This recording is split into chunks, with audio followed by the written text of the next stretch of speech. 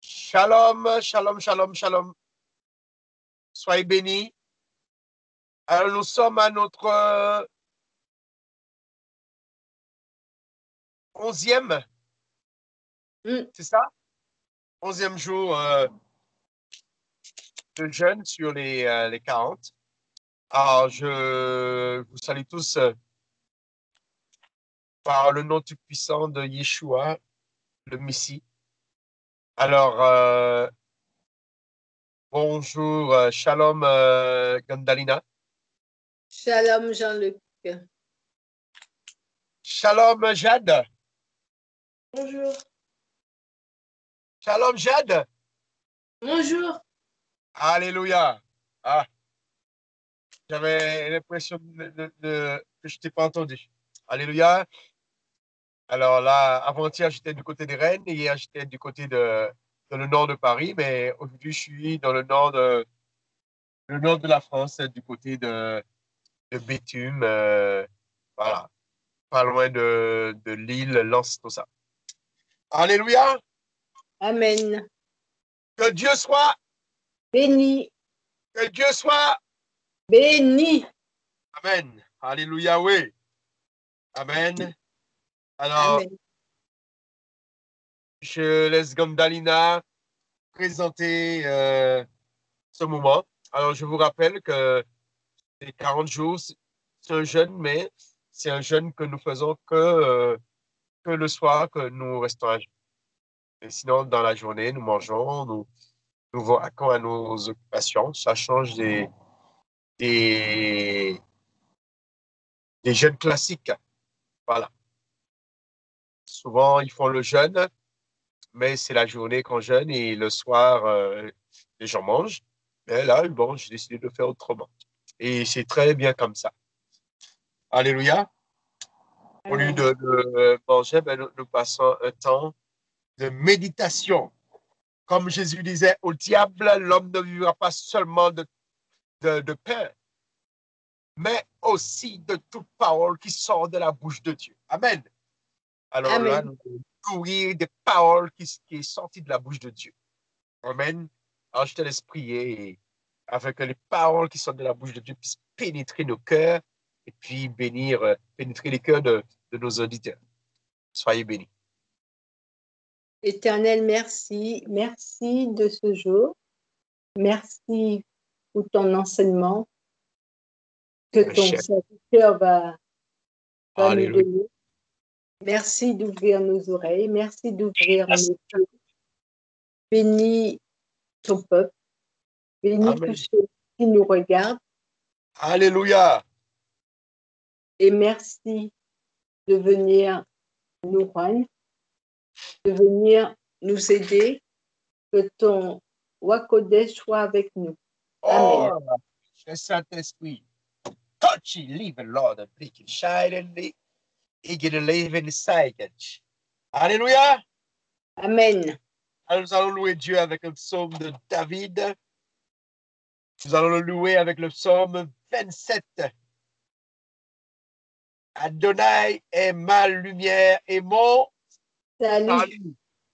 Allez, je te laisse lire le psaume 27. L'Éternel est ma lumière et mon salut. De qui j'aurais-je crainte?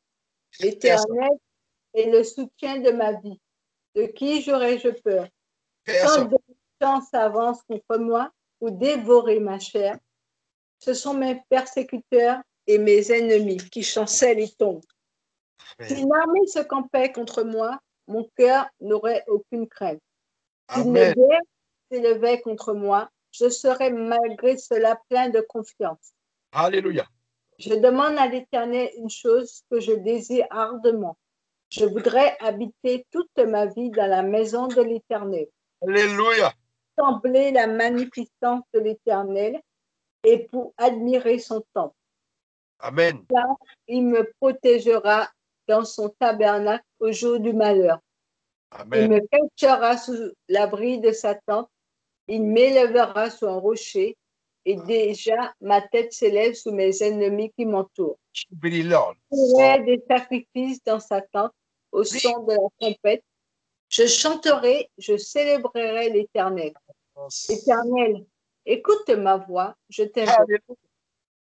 Aie pitié de moi et exauce-moi. Amen. Mon cœur dit de ta part, cherchez ma face. Je cherche ta face, ô Éternel. Ne Amen. recherche point ta face. Ne Oh, reprends pas avec colère ton serviteur. Tu es mon secours. Ne me laisse pas. Ne m'abandonne pas, Dieu de mon salut. Car mon père et ma mère m'abandonnent, mais l'Éternel me recueillera. Amen. Éternel, enseigne-moi ta voie. Conduis-moi dans le sentier de la droiture, à cause de mes ennemis. Ne me livre pas au bon plaisir de mes adversaires, car ils s'élèvent contre moi de faux témoins et des gens qui ne respirent que la violence. Aussi, je n'étais pas sûr de voir la bonté de l'Éternel sous la terre des vivants. Espère en l'Éternel, fortifie-toi et que ton cœur s'affermisse. Espère en l'Éternel. Amen. Amen. Amen. Amen. Alors, il y a un verset que, parmi le psaume que tu voudrais, parmi le psaume 27, un verset. Jade, tu as un verset aussi, le psaume 27. Si une armée se campait contre moi, mon cœur n'aurait aucune crainte. Si une guerre s'élevait contre moi, je serais malgré cela plein de confiance. Alors, c'est quel verset? Verset 3. Reprends. Si une armée se campait contre moi, mon cœur n'aurait aucune crainte. Si une guerre s'élevait contre moi, je serais malgré cela plein de confiance. Amen. Jade, tu as un psaume? Tu as un verset dans ce psaume? Vas-y, choisis un verset au hasard. Dans le psaume 27, Oui. Le 7. Oui. Lis pour nous.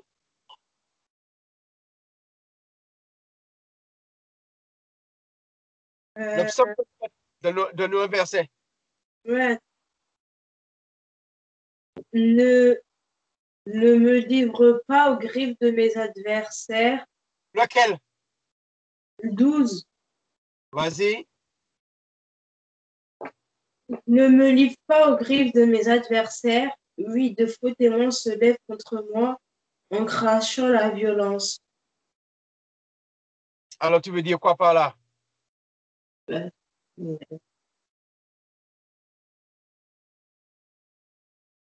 Ma version dit, ne m'abandonne pas aux caprices de mes ennemis, car de faux témoins se sont élevés contre moi, ainsi que ceux qui respirent la violence.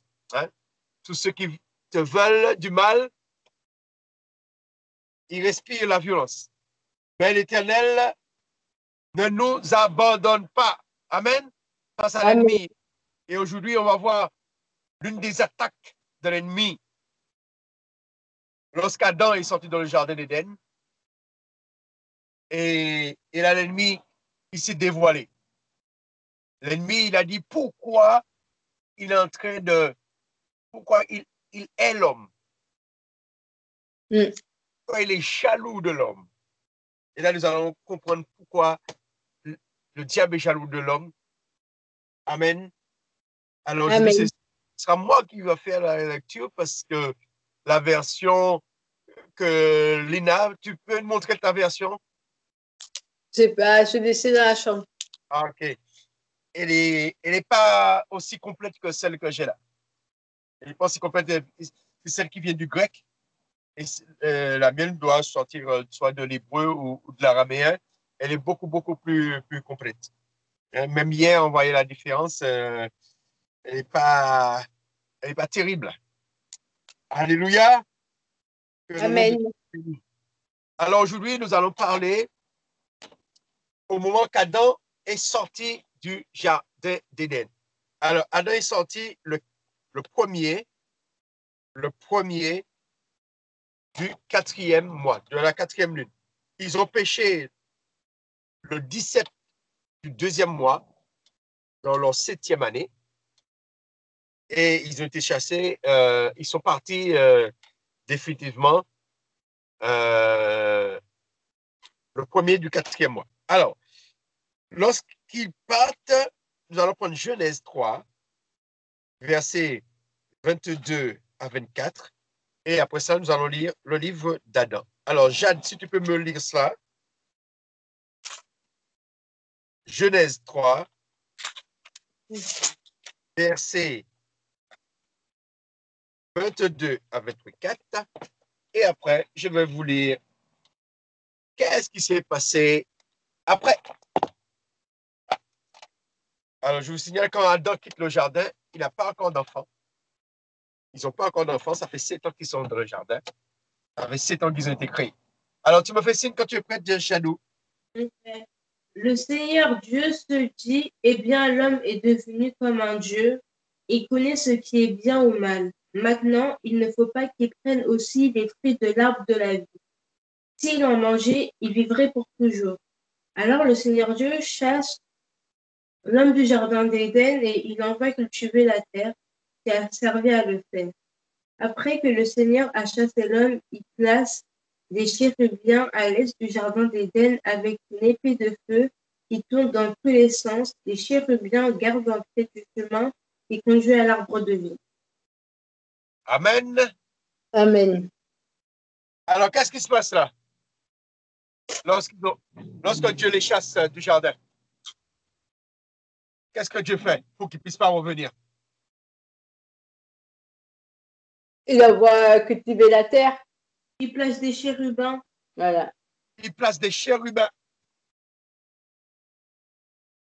avec des épées flamboyantes, des épées de feu, pour que l'homme ne puisse pas retourner dans le jardin d'Éden. d'Éden. Pourquoi?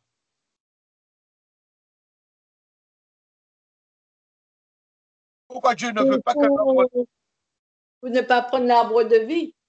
L'arbre de vie, et s'il mange l'arbre de vie, qu'est-ce qui va se passer? Il sera immortel. Immortel.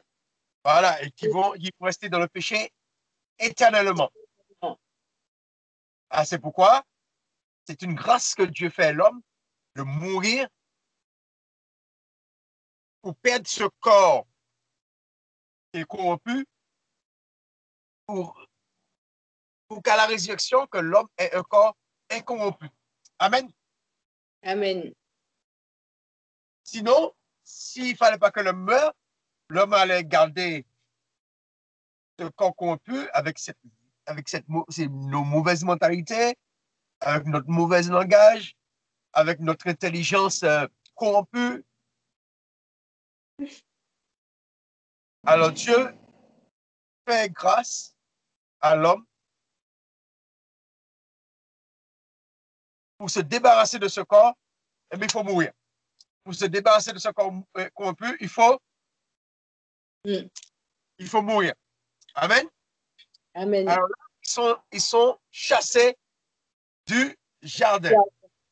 Alors, dans le jardin, ils avaient tout. Ils avaient de la bonne nourriture. Ouais. Et là, ils vont se retrouver de manière dépaysée. Alors, on va voir comment ça s'est passé dès les premiers jours, dès la première semaine, hors du jardin. Alors, cela arriva, alors pour ceux qui ont le livre d'Adam,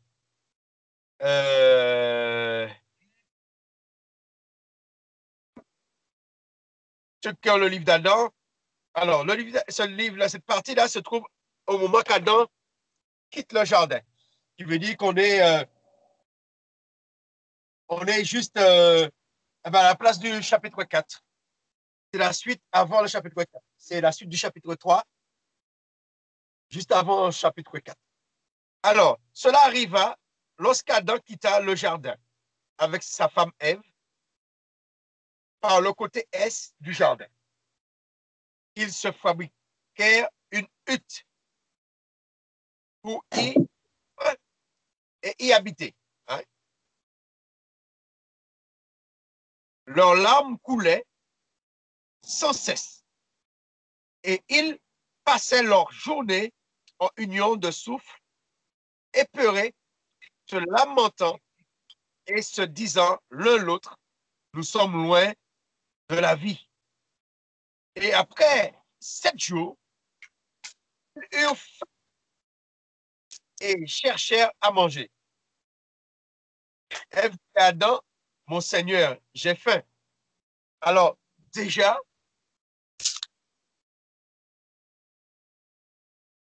quand ils ont quitté le jardin, ils ont construit une tente, une hutte. Mais pendant 7 jours, ils ont fait quoi? Ils ont fait que pleurer. Ils ont fait que pleurer. Mais ils n'ont pas mangé. Pendant 7 jours, ils n'ont pas mangé. Et là, nous allons voir pourquoi ils ne mangent pas. Peut-être qu'ils ne mangent pas parce qu'ils sont angoissés. Mais au moment, ils ont faim. Verset 4. Relève-toi. Ça, c'est qui parle? Ève dit à Adam, mon Seigneur, j'ai faim.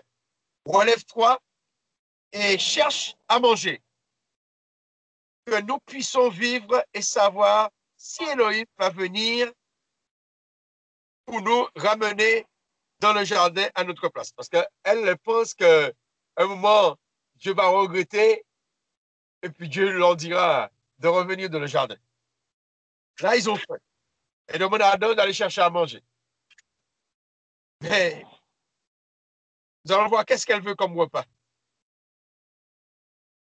Ils se levèrent et allèrent alentour sur la terre, mais ne trouvèrent pas la nourriture, celle dont ils avaient été nourris dans le jardin. Elle dit à Adam, je meurs de faim, parce qu'il y a de la nourriture. Mais elle veut la nourriture qu'elle avait dans le jardin. Mais ceux qui ne savent pas, c'est que dans le jardin, c'est une nourriture qui est à part. La nourriture qui est hors du jardin, c'est la nourriture des champs. Et elle veut pas la nourriture des champs. La nourriture des champs, c'est pour les bêtes des champs. Elle veut la nourriture qui est dans le jardin. Ah, c'est pourquoi ils ne mangent pas. Parce qu'ils ne sont pas habitués avec cette nourriture-là. Toutes les nourritures que nous avons aujourd'hui, le blé, nous avons les mangos, nous avons les pommes, nous avons... Et ils ne sont pas habitués avec cette nourriture-là. Parce que c'est des fruits qu'ils mangeaient. Alors, je pense qu'il n'y avait pas de blé parce que les fruits, il faut que ce soit mûr. Alors, je continue. Ils se levèrent pour aller chercher la nourriture, mais ne trouvèrent pas la nourriture, celle dont ils avaient été nourris dans le jardin. Ève dit à Adam, je meurs de faim. Mon Seigneur, je voudrais mieux. Non, mon Seigneur, il vaudrait mieux que je sois morte. Peut-être alors te ramènera-t-on dans le jardin, car Elohim est en colère à cause de moi. Et ils n'ont pas encore compris que c'est définitif. Ils pensent qu'il y a peut-être une solution pour que Dieu puisse changer d'avis. Hein? Des fois, nous sommes comme ça, on pense que l'autre va changer d'avis, ils vont nous faire grâce. Non. Adam dit, une grande colère est tombée sur nous. Je ne sais pas si c'est à cause de toi ou à cause de moi. Ève lui répondit, tue-moi. Tue-moi si tu veux, afin que la rage et la colère soient nulles devant toi. Car cela est arrivé à cause de moi. Et ils te ramèneront au jardin. Adam lui dit, Ève, ne parle pas de cette manière, de peur qu'Élohim n'apporte sur nous de plus grands mots et qu'on devienne méprisable. Comment vraiment pourrais-je te faire du mal car tu es mon corps? Parce qu'elle a été créée à partir du corps d'Adam, à partir de la côte d'Adam. Verset 8. Ève dit, lève-toi, que nous cherchions une nourriture végétale. Ils cherchèrent, mais ne trouvèrent pas la nourriture végétale de celle qui était dans le jardin. Et c'est normal. Hors du jardin, ce n'est pas la même nourriture qui est dans le jardin. Et eux, ils décident de ne pas manger tant qu'ils n'ont pas leur nourriture. Hein? Comme si une demoiselle là, que je connais très bien, et c'est du McDo qu'elle a envie de manger ou du KFC. Et là, tu as c'est des légumes que tu as. Elle ne veut pas de tinet, elle ne veut pas d'igname, elle ne veut pas. Non. C'est la nourriture qu'elle est habituée. Hein, tacos. Bon, je n'ai pas nommé son nom. Quand tu as envie de manger quelque chose. Amen.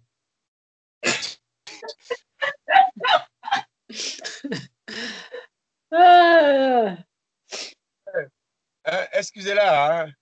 Hein, Eh bien oui. J'espère que tu suis ce que je dis. Mais oui. Amen.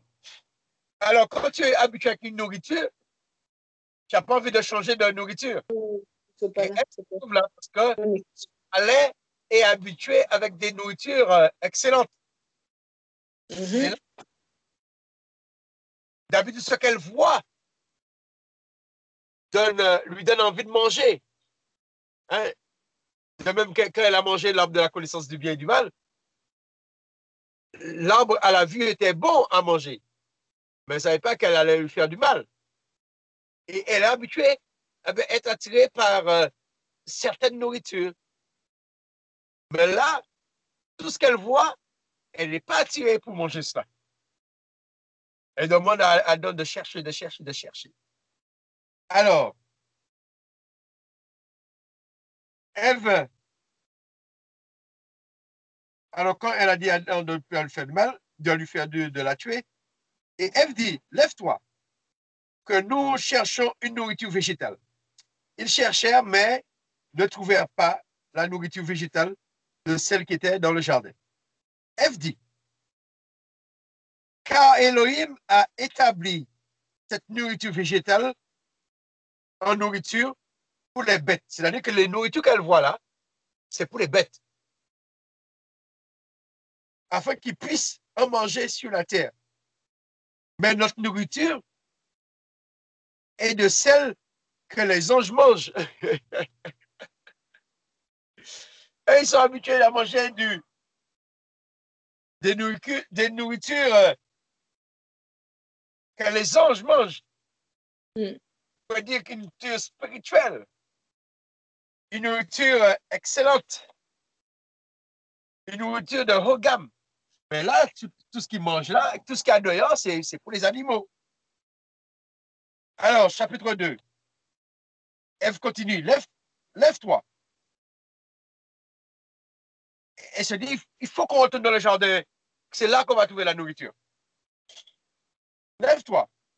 Repentons-nous pendant 40 jours. Hein? Elle propose de faire une pénitence pendant 40 jours afin que Dieu puisse changer d'avis. Parce qu'elles ne peuvent pas manger cette nourriture. Elles préfèrent mourir que manger cette nourriture. Peut-être qu'Élohim nous aura en pitié et nous donnera une meilleure nourriture que celle des bêtes pour que nous ne devenions pas comme eux. Parce qu'elle se dit, eh bien, si elle commence à manger l'herbe des champs, elle va devenir comme des bêtes. Oui. Mange les fruits, elle va devenir comme des bêtes. Aïe, aïe, aïe. Hein, des fois, elle est bête, des fois, Ève. Hein? Alors, Adam dit à Ève, de quelle manière feras-tu pénitence? Et puis Adam lui dit, combien de jours peux-tu supporter les peines? Hein? Combien de jours tu peux jeûner. Peut-être commenceras-tu, hein, si tu jeûnes, peut-être commenceras-tu et être incapable de repentir et Elohim n'écoutera pas. Ainsi que nous n'avions pas été capables, ainsi nous n'avons pas été capables de garder ce que nous avons reçu à l'origine. Elle dit, fixe-moi le nombre de jours que je dois passer au repentir. Peut-être les jours seront-ils très longs, car j'ai amené ce châtiment sur toi. Elle est plus désolée pour Adam que pour elle. Elle dit, bon, elle mérite, mais Adam ne mérite pas.